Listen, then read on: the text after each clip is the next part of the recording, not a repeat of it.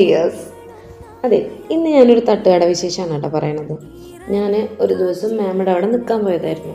എനിക്കാണെങ്കിൽ ഈ തട്ടുകടയിലത്തെ ഫുഡൊക്കെ ഭയങ്കര ഇഷ്ടമാണ്. പക്ഷേ കാണുമ്പോൾ എനിക്ക് കഴിക്കാനുള്ളൊരു ആഗ്രഹമുണ്ട്.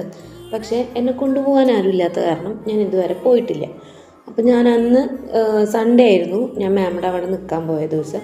മാമയാണെങ്കിൽ ഇങ്ങനെ ഇൻസ്റ്റഗ്രാമിലൊക്കെ ഭയങ്കരമായിട്ട് ഫുഡിൻ്റെ സ്പോട്ടുകൾ കണ്ടുവയ്ക്കും. എന്നിട്ട് മാമിയും കൊച്ചനും കൂടിയിട്ട് പോകാൻ പറ്റുന്ന സ്ഥലങ്ങളൊക്കെ ആണെന്നുണ്ടെങ്കിൽ അവർ പോയിട്ട് ഫുഡ് ട്രൈ ചെയ്ത് നോക്കും. എൻ്റെ മാമിക്ക് ഫുഡ് എക്സ്പ്ലോർ ചെയ്യാൻ ഭയങ്കര ഇഷ്ടമുള്ള ഒരാളാണ്. അപ്പോൾ എന്നെയും അന്ന് കൂടെ കൊണ്ടുപോയി. മാമ പാനിപൂരി കഴിക്കണം എന്നുള്ള ആ ഒരു ആഗ്രഹത്തിലാണ് അവിടുന്ന് പോകുന്നത്. നമ്മൾ ഒരു ചേച്ചിമാരാണ് നടത്തുന്നതെന്നാണ് മാമ പറഞ്ഞത്, ഇൻസ്റ്റഗ്രാമിൽ കണ്ടത്. സ്പോട്ട് എവിടെ വരുന്നത് വെച്ചാൽ ചെറുതുരുത്തി പാരമൗണ്ട് റെസ്റ്റോറൻ്റ് ഉണ്ട്, അതിൻ്റെ ഫ്രണ്ടിലാണ്. പക്ഷേ നമ്മൾ പോയ ദിവസം സൺഡേ ആയതുകൊണ്ട്, നല്ല ഭാഗ്യമായതുകൊണ്ട് അന്ന് ആ ചേച്ചിമാർ കട അടവായിരുന്നു, തട്ടുകട. അപ്പോൾ കൊച്ചച്ചൻ പറഞ്ഞു എന്തായാലും പോയതല്ലേ എന്തെങ്കിലും ഫുഡ് കഴിക്കാമെന്ന്.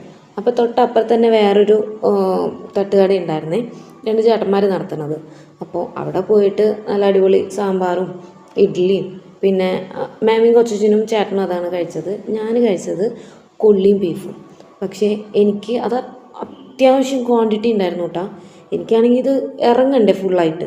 ഞാൻ പകുതി കഴിച്ചു, പകുതി ഞാൻ അവിടെ തന്നെ വെച്ചു. എന്നിട്ട് കുഴപ്പമൊന്നും ഉണ്ടായിരുന്നില്ല കേട്ടോ. ചൂട് കാരണം കണ്ണിന്നൊക്കെ എൻ്റെ വെള്ളം വന്നു, കണ്ണിന്ന് മൂക്കുന്നൊക്കെ വെള്ളം വന്നു. നമ്മൾ പോകുമ്പോൾ മഴയൊന്നും ഉണ്ടായിരുന്നില്ല കേട്ടോ. പക്ഷേ വരുമ്പോൾ നല്ല അടിപൊളി മഴ കിട്ടി, നല്ല ക്ലൈമറ്റും. അങ്ങനെ അന്നത്തെ വിശേഷം തീർന്നു ഗൈസ്.